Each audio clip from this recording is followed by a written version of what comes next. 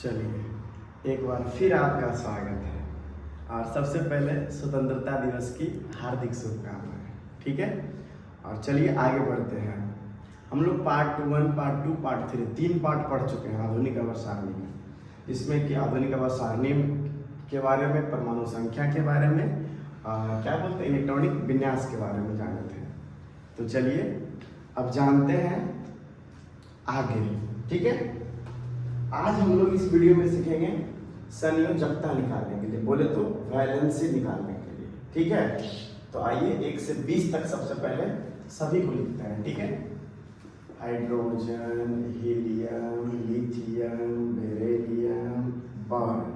इसको एक रो में क्यों लिख रहे हैं अभी पता चलेगा। ठीक है, 1 2 3 4 5। उसके बाद फिर carbon, nitrogen, oxygen, fluorine, neon, sodium, magnesium, aluminium, silicon, phosphorus, sulphur, chlorine, argon, potassium और कैल्शियम। 20, 19, 18, 17, 16, 15, 14, 13। ये सब ऐसे आप लोग को याद हो गया होगा,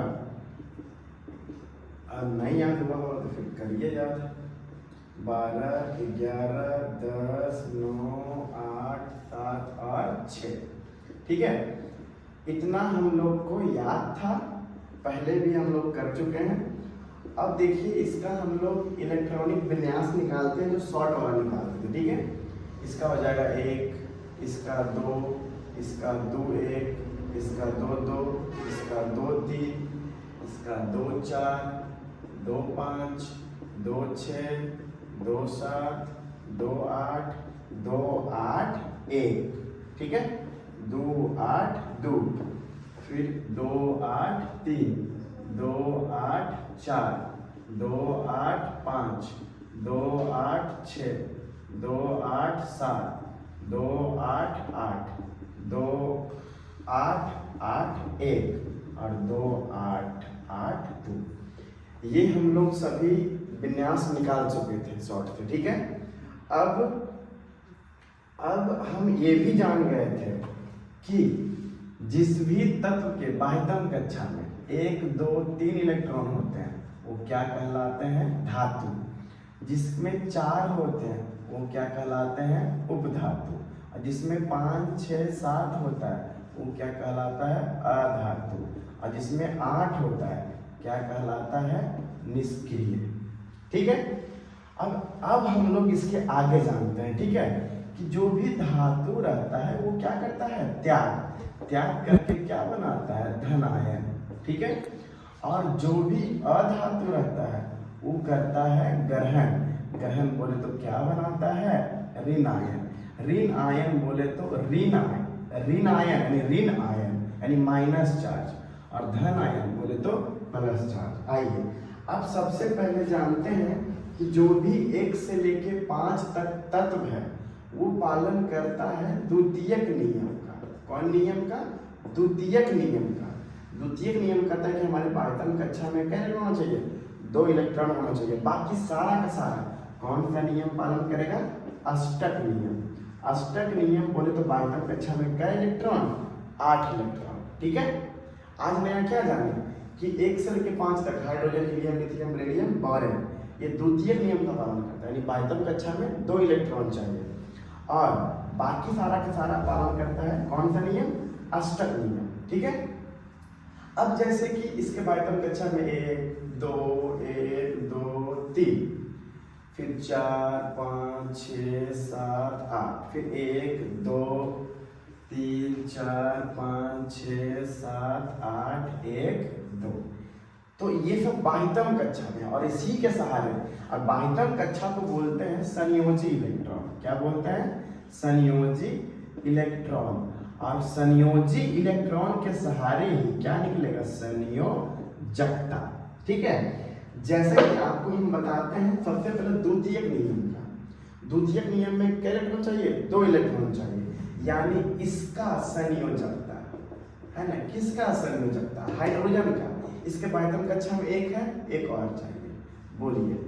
तो हाइड्रोजन का संयोजकता कितना हो गया? एक।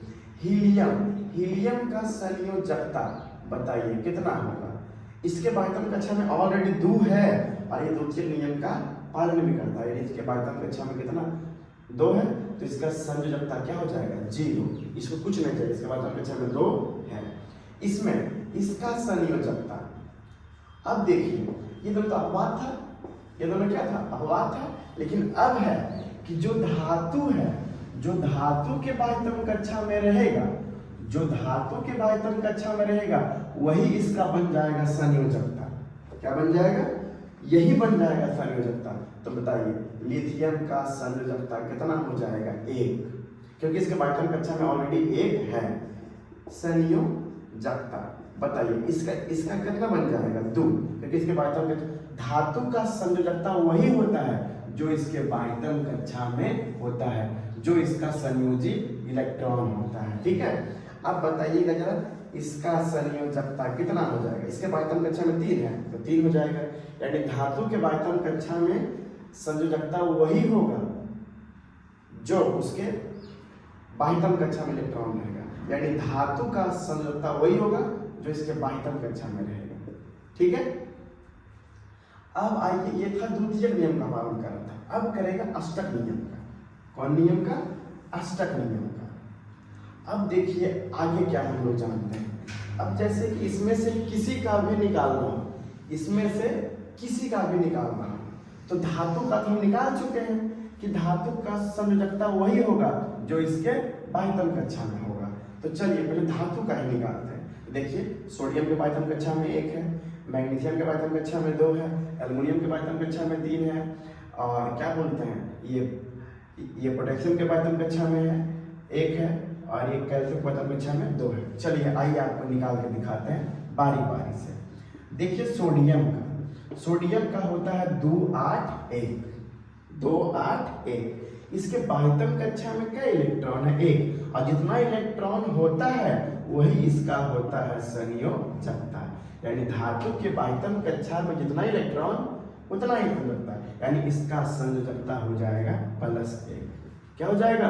+1। अब +1 क्योंकि त्याग कर रहा है, त्याग करके क्या बना रहा है? धन आया। और यहाँ 1 है तो +1 ही है, 2 है तो +2 ही है, और 3 है तो +3 ही है। इसमें एक चीज नया सीखेंगे हम लोग कि सोडियम का आयनिक संकेत क्या है।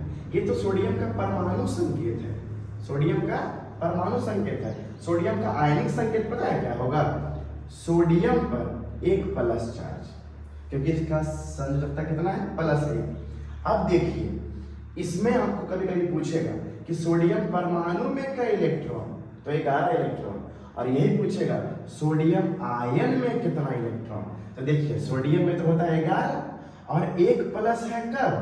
जब त्याग किया है तब, दान कर दिया है तब। अब बताइए ये है प्लस, लेकिन रियल में क्या किया है? त्याग किया है, बोले तो अपना दान किया है। इसके पास है तो 11 ना, लेकिन एक दान कर दिया। बताइए कितना बचा? 10। तो आपसे पूछेगा कि सोडियम परमाणु में कितना आयन, सॉरी सोडियम परमाणु में कितना इलेक्ट्रॉन था? 11, और सोडियम आयन में कितना इलेक्ट्रॉन था? कितना? 10। बात समझ में आया? चलिए आगे निकालते हैं। अब आते हैं मैग्नीशियम। तो मैग्नीशियम का होता है 282, 282। अब बताइए धातु का संयोजकता वही होता है जो उसके बाह्यतम कक्षा में होता है। तो बताइए इसका संयोजकता बताइए कितना हो जाएगा? +2। ठीक है, तो इसका आयनिक संकेत क्या होगा? आयनिक संकेत क्या हो जाएगा? Mg पर 2 प्लस चार्ज, Mg पर 2 प्लस चार्ज, ये हुआ इसका आयनिक संकेत।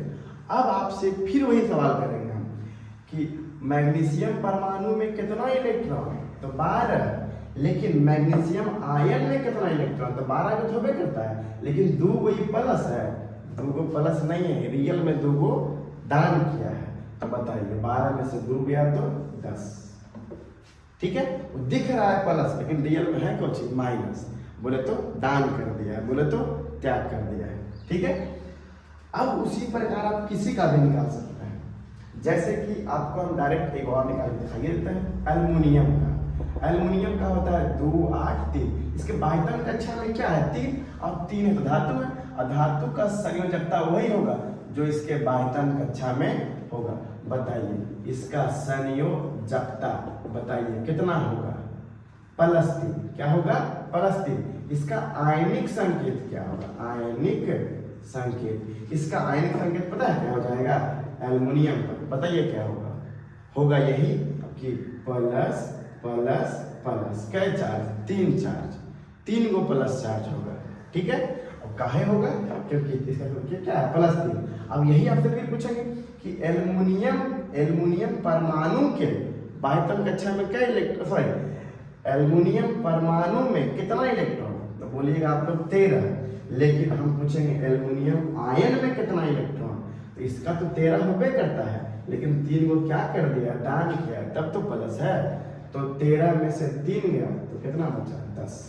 बताइए यहाँ तक समझ में आया कि नहीं आया। ठीक है, अभी और बताते हैं किसका, अधातु का।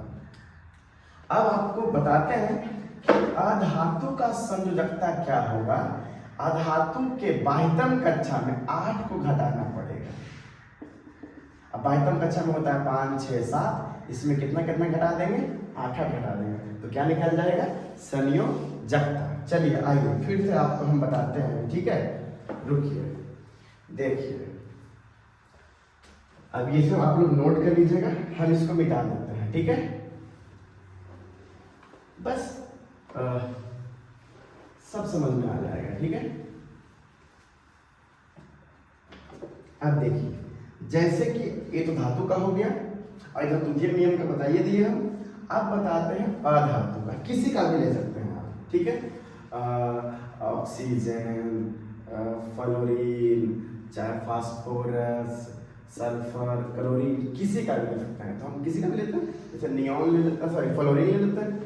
तो बताइए फ्लोरीन का क्या होता है, 2,7, क्योंकि फ्लोरीन 2 नंबर में होता है। अब बताइए इसके बाह्यतम कक्षा में कई इलेक्ट्रॉन है, 7 बोले तो अधातु, और अधातु का जब संयोजकता निकालते हैं तो इसके बाह्यतम कक्षा में कितना घटाते हैं, 8 बोले तो संयोजकता। 7 तो बाह्यतम कक्षा में ही है, इसमें घटा देंगे 8। बताइए कितना हो जाएगा, -1। कितना हो जाएगा, -1।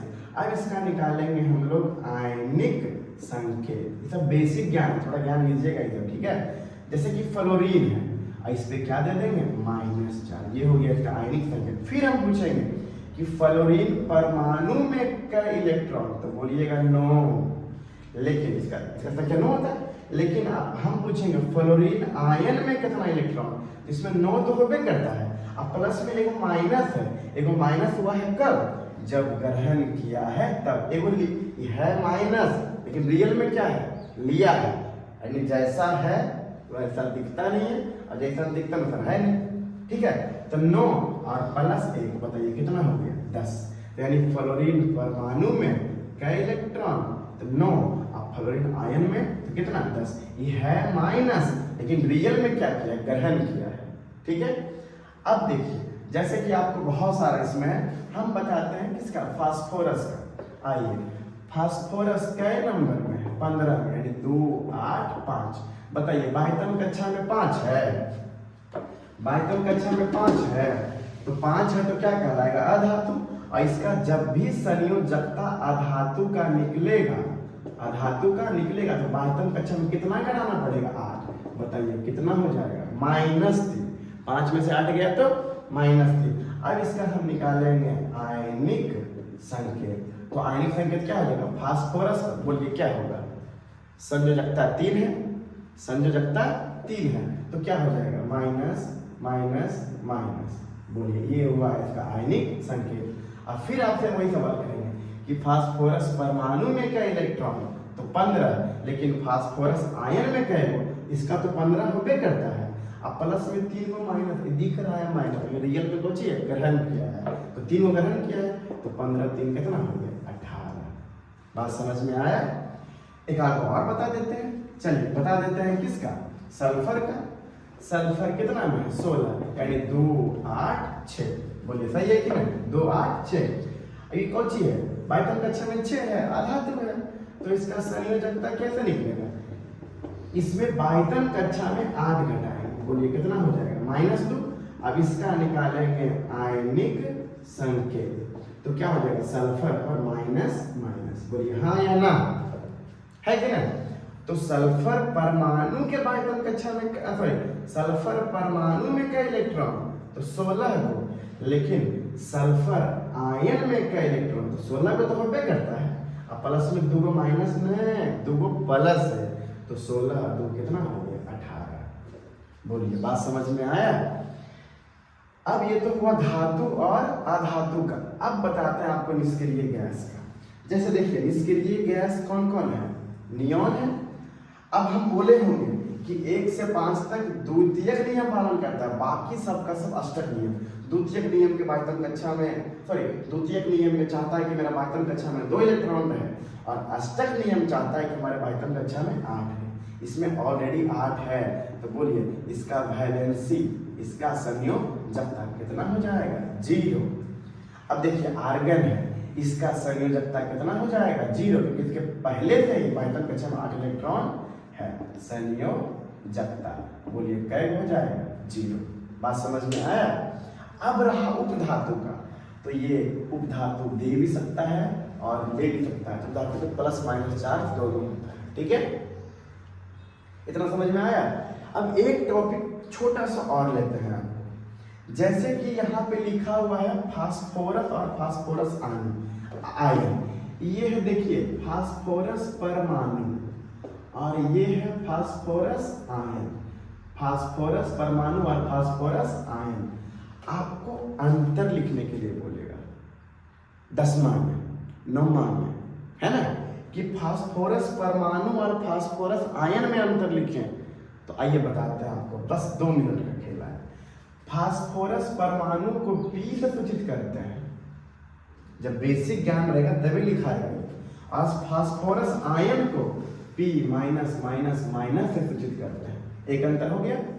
दूसरा अंतर कि फास्फोरस परमाणु के बाह्यतम कक्षा फास्फोरस परमाणु में 15 इलेक्ट्रॉन होते हैं और फास्फोरस आयन में 18 इलेक्ट्रॉन होते हैं। बोलिए 2 अंतर हुआ। तीसरा अंतर, फास्फोरस परमाणु का इलेक्ट्रॉनिक विन्यास 2 8 5 होता है और फास्फोरस परमाणु का फास्फोरस आयन का बताइए कितना हो जाएगा 18 है, तो हो जाएगा 2 8 8 होता है। 3 अंतर हो गया। और भी अंतर लिख सकते हैं कि इसके बाह्यतम कक्षा में 5 इलेक्ट्रॉन होते हैं। चौथा नंबर में इसके बाह्यतम कक्षा में 8 इलेक्ट्रॉन होते हैं, है ना। फिर लिख सकते हैं यह उदासीन होता है, उदासीन तो है ये, और ये क्या होता है ऋण आयन होता है। ये क्या होता है ऋण आयन होता है। 4-5 अंतर लिख दिए, हो गया। तो फास्फोरस आयन में अंतर लिख लीजिएगा। अब एक अंतर आपको हम और बताते हैं, सोडियम परमाणु का और सोडियम आयन का। अभी आपको बताया था। तो सोडियम परमाणु को Na से सूचित किया जाता है, अभी बताया था, और सोडियम आयन को Na प्लस आयन से सूचित किया जाता है। सोडियम परमाणु में 11 इलेक्ट्रॉन होता है और सोडियम आयन में 10। क्यों? इसका 11 और एक को त्याग कर दिया, क्योंकि धातु क्या करता है त्याग, तो त्याग कर दिया तो एक को त्याग करता 10 बचा। इस अब देखिए होगा इसका इलेक्ट्रॉनिक विन्यास 2 8 1 होता है और इसका क्या होगा होगा 3 नंबर में इसका इलेक्ट्रॉनिक विन्यास 2 8 होता है, 10 है। इसके बाह्यतम कक्षा में 1 इलेक्ट्रॉन होते हैं, इसके बाह्यतम कक्षा में 8 इलेक्ट्रॉन होते हैं। बताइए समझ में आया कि नहीं आया? ठीक है, जब बेसिक ज्ञान रहेगा तभी आप परमाणु और आयन में अंतर ज्ञात कर पाएंगे। तो आप लोग सारा का संयोजकता निकाल लेना, संयोजकता निकाल लीजिएगा, ठीक है, कि किसका संयोजकता कितना होता है। एक वीडियो हम और छोटा सा बनाएंगे, ठीक है, जिसमें हम चुटकी में ज्ञात कर देंगे संयोजकता, ठीक है। और बाकी इसमें HW क्या रहा, तो आप क्या करिएगा सोडियम परमाणु और सोडियम आयन में अंतर लिख लीजिएगा, कम से कम 3 अंतर, ठीक है। फास्फोरस परमाणु और फास्फोरस आयन में अंतर लिख दीजिएगा 3 को, और एक और दे देते हैं, ठीक है। किसका देते हैं? सल्फर का दे देते हैं, ठीक है, कि सल्फर परमाणु और सल्फर आयन में अंतर लिखे, ठीक है। अब एक हम छोटा सा क्लिप बना देते हैं संयोजकता का, जो कि शॉर्ट में हो जाए। ये हुआ पूरा बेसिक ज्ञान हुआ, ठीक है। अब शॉर्ट में कैसे निकालेंगे ये भी बता देंगे, ठीक है। चलिए